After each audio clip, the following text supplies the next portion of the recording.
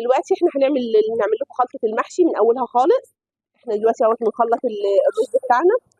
محدش يسال على المقادير عشان انا ما بنعرفش المقادير. ايوه بالحب بنعمله كده بالحب. هنا ضربنا بصل، هنفضي البصل بتاعنا. تمام. وادي الخضره طبعا بعد ما غسلناها وقطعناها.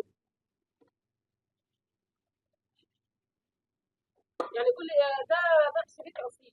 ايوه محشي فلاحي على ابوه زي ما بيقولوا. هنا دي الصلصه بتاعتنا. احنا كنا هنا مسبكينها الاول.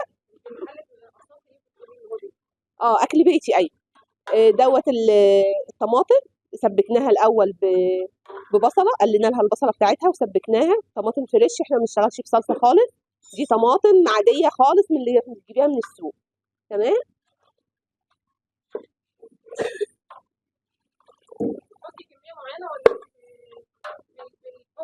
والله هو بالنظر، انت هتفضي وتشوفي لقيتي عايزه محتاجه صلصه بتزودي، محتاجه رز بتزودي، محتاجه حاجات تانية بتزوديها.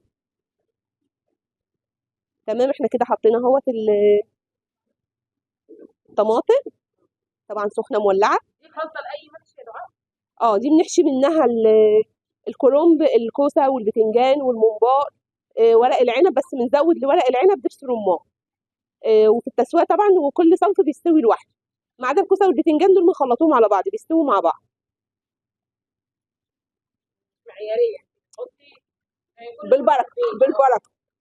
احنا بنحط التوابل بتاعتنا بتاعت المحشي بتبقى فلفل اسمر وملح بس، مش بنحط اي اضافات تانية، لا بنحط بهارات ولا بنحط شطه ولا بنحط اي حاجه تانية.